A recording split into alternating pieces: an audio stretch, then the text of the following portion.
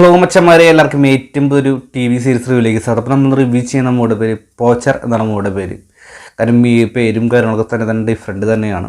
റിച്ചൽ മെഹ്തയാണ് ഇതിൻ്റെ ഡയറക്ഷൻ. ഇതിൻ്റെ കാസ്റ്റ് നോക്കിയാൽ നിമിഷ സജയൻ, റോഷൻ മാത്യു, മലാപാർവതി, കന്യക് ശ്രുതി, രജിത മേനൻ തുടങ്ങിയവർക്ക് പ്രധാനമായും കാസ്റ്റിംഗ് ചെയ്യാൻ വന്നിട്ടുള്ളത്. ബാക്കി ഒരുപാട് താരങ്ങളുണ്ട്. അന്യഭാഷ നടന്മാരാണ്. അതുകൊണ്ട് തന്നെ ഒരു പേരും കാര്യങ്ങളൊന്നും അറിയില്ലാത്ത, അതുകൊണ്ട് തന്നെ അവരുടെ പേരും എടുത്തു പറയാത്തത്. ആ പോച്ചനെ കുറിച്ച് പറയുന്നത് നമ്മൾ വർഷങ്ങൾക്ക് മുമ്പ് കേരളത്തിൽ നടക്കിയ ഒരു ആനവേട്ടയുടെ കഥയാണ് ഇതിൽ പറഞ്ഞിട്ടുള്ളത്. അതായത് ആനയെ മൃഗീയമായി കൊന്ന് അതിൻ്റെ കൊമ്പ് എടുത്ത് വിൽപ്പനയ്ക്ക് വയ്ക്കുന്ന ഒരു സ്റ്റോറി. അതാണ് പോച്ചർ കൊണ്ട് ഉദ്ദേശിച്ചുള്ളത്. പോച്ചർ സ്റ്റാർട്ടിങ് തന്നെ ആരംഭിക്കുന്നത് മൊത്തം 8 എപ്പിസോഡാണ്. അതിൽ ഫസ്റ്റ് എപ്പിസോഡിൽ തന്നെ ആരംഭിക്കുന്ന ഒരു ആന നടന്നു വരുന്നു, അതിനെ ഹണ്ട് ചെയ്ത് വീഴ്ത്തുന്നു, പിന്നീട് അങ്ങനെ എടുക്കുന്നതാണ്. പിന്നീട് അതുമായി ഒരു അന്വേഷണം മുന്നോട്ട് വയ്ക്കുന്നു. അങ്ങനെ ഒരാൾ, ആ കൂട്ടത്തിലുണ്ടായിരുന്നൊരു വ്യക്തി, അയാൾ പോലീസ് സ്റ്റേഷനിൽ വന്നിട്ട് ഫോറസ്റ്റ് ഓഫീസർ വന്ന് കീഴടങ്ങുന്നു. ഇങ്ങനെ ഒരു ആനവേട്ട നടന്നു, ഇന്ന സ്ഥലത്ത് നടന്നു, അതിനുശേഷം ഞാനതിലുണ്ടായിരുന്നു, ഇത്ര ആൾക്കാരൊക്കെ പങ്കാളിയാകും. പിന്നീട് ആരൊക്കെയാണ് അതിന് പിന്നിലെന്ന് അവരെ പിടിക്കാൻ വേണ്ടിയിട്ടുള്ള ശ്രമങ്ങളൊക്കെയാണ് മുന്നോട്ട് പോയിട്ടുള്ളത്. ഇതിൽ നിമിഷ സജയൻ ഒരു ഫോറസ്റ്റ് ഓഫീസറായിട്ടാണ് വർക്ക് ചെയ്യുന്നത്. അതുപോലെ തന്നെ റോഷൻ മാത്യു ഒരു ഡോക്ടറാണെന്ന് തുടക്കത്തിൽ കാണിക്കുന്നുണ്ട്. ആളൊരു ഏജൻറ്റായിട്ടൊക്കെ ഒരു ട്രാക്കിങ് കാര്യങ്ങളൊക്കെ പരിപാടിയൊക്കെ ആയിട്ടാണ് ആളിത് യൂസ് ചെയ്തിട്ടുള്ളത്. ബാക്കിയുള്ള താരങ്ങളൊക്കെ അവരേത് വേഷങ്ങളൊക്കെ ചെയ്തിട്ടുണ്ട്. കന്യക് ശ്രുതി ഒരു പോലീസ് ഓഫീസർ വേഷത്തിലാണ് ചെയ്തിട്ടുള്ളത്. കാരണം ഈ ആനക്കൊമ്പും പറയുമ്പോൾ നമുക്കറിയാം വന്യജീവി സംരക്ഷണം എത്രത്തോളം സ്ട്രോങ് ആണെന്നും അവിടെ തന്നെ പല പല ഡിപ്പാർട്ട്മെൻറ്റിൽ പല പല ആൾക്കാരും പല പല ഭാഷകളിലൊക്കെ ആയിട്ട് വരുന്നു. ഇവരെല്ലാം ഒരു ടീമായിട്ട് പിന്നീട് ആര് എന്തെന്നൊക്കെയാണ് അന്വേഷിക്കാൻ വേണ്ടി കണ്ടെത്തുന്നത്. കാരണം ഇതിന് പിന്നിൽ ആരാണെന്ന് എല്ലാവർക്കും അറിയാവുന്ന കാര്യം തന്നെയാണെങ്കിൽ പോലും ആ വ്യക്തിയെ കാണിച്ചുകൊണ്ടിരുന്ന ബിൽഡപ്പും കാര്യങ്ങളൊക്കെ ആയിട്ട് മുന്നോട്ട് പോകുന്നു. അവസാനം 8ാമത്തെ എപ്പിസോഡിൽ ഇത് സമാപനം കുറിക്കുകയാണ് അവർ ഉദ്ദേശിച്ചുള്ളത്. എടുത്ത് പറഞ്ഞു ഇതിൻ്റെ എടുത്തുള്ള മേക്കിങ്ങിൻ്റെ രീതി, അത് എന്താ പറയുക, ഒരു ഓക്കെ ലെവൽ തന്നെയായിരുന്നു അവർ മേക്കിംഗ് എടുത്ത് വെച്ചുള്ളത്. കാരണം എന്ന് വെച്ച് കഴിഞ്ഞാൽ ഒരു ഫോറസ്റ്റ് ആണെങ്കിലും ഇതിലൊരു പുലി നടന്നു വരുന്ന സീൻ കാണിക്കുന്നുണ്ട്. ഒരു ആനയുടെ കാൽപാദം കാണിക്കുമ്പോൾ ഇമോഷണലായിട്ട് തിരിച്ചു പോകുന്നൊരു ഭാഗം കാണിക്കുന്നുണ്ട്, പേടിച്ച് ഭയന്ന്. അതുപോലെ തന്നെ ആനകൾ നടന്നു വരുമ്പോൾ. പക്ഷേ ഈ സീൻസ് ഗ്രാഫിക്സ് വർക്കാണെങ്കിൽ പോലും VFXൻ്റെ വർക്കാണെങ്കിൽ പോലും എന്താ പറയുക, അതൊരു ഒറിജിനാലിറ്റി അല്ലെങ്കിൽ നല്ല ഇമോഷണലായിട്ട് കണ്ടു ചെയ്യാൻ സാധിക്കുന്നുണ്ട്. കാണുന്ന ഏതൊരു വ്യക്തിയാണെങ്കിൽ പോലും ഈ ഒരവസ്ഥ അല്ലെങ്കിൽ നമുക്ക് ചിന്തിപ്പിക്കും.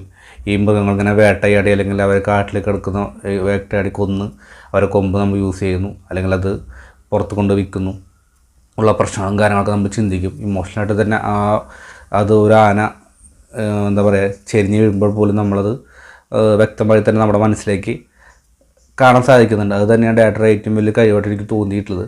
നേരത്തെ പറഞ്ഞ പോലെ VFXൻ്റെ വർക്കാണെങ്കിലും കാര്യങ്ങളാണെങ്കിലും ഓക്കെ തന്നെയായിരുന്നു. ബാക്ക്ഗ്രൗണ്ട് സ്കോർ യൂസ് ചെയ്തിട്ടുള്ള ഇമോഷണൽസ് ആണെങ്കിലും ഇപ്പോൾ തന്നെ ഒരു അറ്റാക്ക് യൂസ് ചെയ്യുമ്പോഴുള്ള ഇതാണെങ്കിൽ പോലും നല്ല രീതിയിൽ തന്നെ വർക്കൗട്ട് ആവാൻ സാധിച്ചിട്ടുണ്ട്.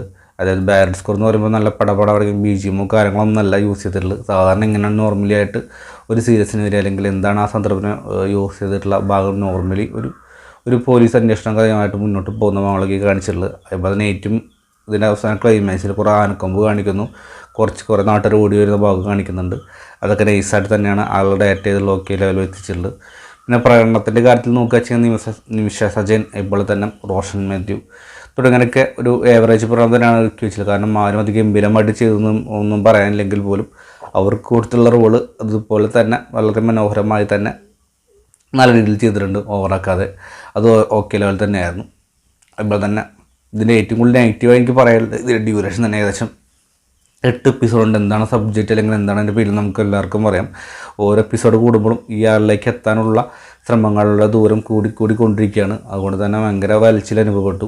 അതുകൊണ്ട് വേട്ട വേണ്ടായിരുന്നു എന്നുള്ളൊരു അഭിപ്രായമൊക്കെയാണ് അവസാനം കണ്ടപ്പോൾ എനിക്ക് തോന്നിയത്. കാരണം 8 എപ്പിസോഡിലുപരി അതൊരു 6 എപ്പിസോഡോ അല്ലെങ്കിൽ ഒരു 5 എപ്പിസോഡോ ഇരുന്ന് ഷോർട്ടായിട്ട് കുറയ്ക്കാണെങ്കിൽ പോലും ഈ കാണുന്ന ഒരു വലിച്ചിൽ അനുഭവപ്പെടില്ലായിരുന്നു. പെട്ടെന്ന് തന്നെ പക്ഷേ നല്ലൊരു അനുഭവം സമ്മാനിക്കാൻ പോർച്ചിന് സാധിക്കാമായിരുന്നു. അതുകൊണ്ട് തന്നെ അതിൻ്റെ ലെങ്ത്ത് ഒന്ന് കുറയ്ക്കാൻ പറ്റുന്ന അഭിപ്രായമാണ് എനിക്കിപ്പോഴും ഉള്ളൂ. പോർച്ചിൽ കണ്ടപ്പോൾ എനിക്കൊരു ഏവറേജ് അല്ലെങ്കിൽ ഒരു ഡോക്യുമെൻ്ററി സ്റ്റോറി കണ്ടിട്ടുള്ള ഫീലാണ് എനിക്ക് കിട്ടിയത്.